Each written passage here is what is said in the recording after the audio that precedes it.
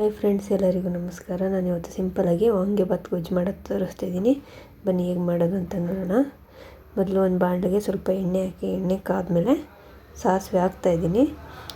ಸಾಸಿವೆ ಸ್ವಲ್ಪ ಚಿಟಪಟ ಆದಮೇಲೆ ನಾನು ಜೀರಿಗೆ ಮತ್ತು ಉದ್ದಿನಬೇಳೆ, ಕಡಲೆಬೇಳೆ ಹಾಕಿ ಚೆನ್ನಾಗಿ ಫ್ರೈ ಮಾಡ್ಕೊಂಡು, ಇದು ಬ್ರೌನ್ ಕಲರ್ ಬಂದಮೇಲೆ ಇದಕ್ಕೆ 1 ಕಪ್ ಅಷ್ಟು ಈರುಳ್ಳಿ ಹಾಕಿ ಫ್ರೈ ಮಾಡ್ತಾಯಿದ್ದೀನಿ. ಇದನ್ನು ಸಣ್ಣ ಕಟ್ ಮಾಡಿ ಹಾಕ್ತಾಯಿದ್ದೀನಿ. ನಾನು ಉದ್ದುದ್ದಕ್ಕೆ ಏನು ಹಾಕ್ತಾಯಿಲ್ಲ. ನೆಕ್ಸ್ಟ್ ನಾನು ಕೊತ್ತಂಬರಿ ಸೊಪ್ಪು ಮತ್ತು ಹಸಿಮೆಣ್ಸಿಕಾಯಿನ ಹಾಕ್ತಾಯಿದ್ದೀನಿ.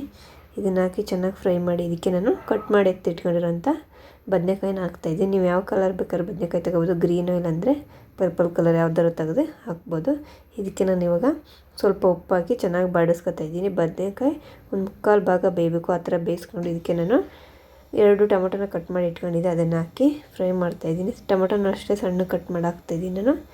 ಇದೆಲ್ಲ ಫ್ರೈ ಆದಮೇಲೆ ಇದಕ್ಕೆ ನಾನು ಮನೇನ ಮಾಡಿರೋ ವಾಂಗಿಬಾತ್ ಪೌಡ್ರು ಮತ್ತು ಚಿಲ್ಲಿ ಪೌಡರ್, ಧನಿಯಾ ಪೌಡರ್ ಮತ್ತು 1/4 ಟೇಬಲ್ ಸ್ಪೂನಷ್ಟು ಅರಿಶಿನ ಪುಡಿನ ಹಾಕ್ತಾಯಿದ್ದೀನಿ. ನಾನು ಚಿಲ್ಲಿ ಪೌಡ್ರು 1 ಟೇಬಲ್ ಸ್ಪೂನಷ್ಟು ಹಾಕ್ತಾಯಿದ್ದೀನಿ. ನೆಕ್ಸ್ಟ್ ಇದಕ್ಕೆ ಸ್ವಲ್ಪ ತುಪ್ಪ ಹಾಕಿ ಚೆನ್ನಾಗಿ ಬಾಡಿಸ್ಕೊಂಡ್ರೆ ನೋಡಿ ಬದನೆಕಾಯಿ ಎಲ್ಲ ನೀಟಾಗಿ ಬಂದಿದೆ. ನೋಡಿ ಎಷ್ಟು ಚೆನ್ನಾಗಿ ಬಂದಿದೆ. ಇವಾಗ ವಾಂಗಿಬಾತ್ ಗೊಜ್ಜು ರೆಡಿಯಾಗಿದೆ. ಇದನ್ನು ಇವಾಗ ಅನ್ನಕ್ಕೆ ಮಿಕ್ಸ್ ಮಾಡ್ಕೊಂಡು ಬೆಳಗ್ಗೆ ಸ್ಕೂಲ್ಗೆ ಅಂತ ಲಂಚ್ ಬಾಕ್ಸ್ನ ರೆಡಿ ಮಾಡಿದೆ, ಅದಕ್ಕೆ ಹಾಕ್ತಾಯಿದ್ದೀನಿ. ನೋಡಿ, ಈ ಉಪ್ಪು ಹಾಕಿ ಚೆನ್ನಾಗಿ ಮಿಕ್ಸ್ ಮಾಡ್ಕೊಂಡು ಲಾಸ್ಟಲ್ಲಿ ಕೊತ್ತಂಬರಿ ಸೊಪ್ಪು ಹಾಕಿ ಮಿಕ್ಸ್ ಮಾಡ್ಕೊಂಡ್ರೆ ವಾಂಗಿಬಾತ್ ರೆಡಿ ಆಗುತ್ತೆ.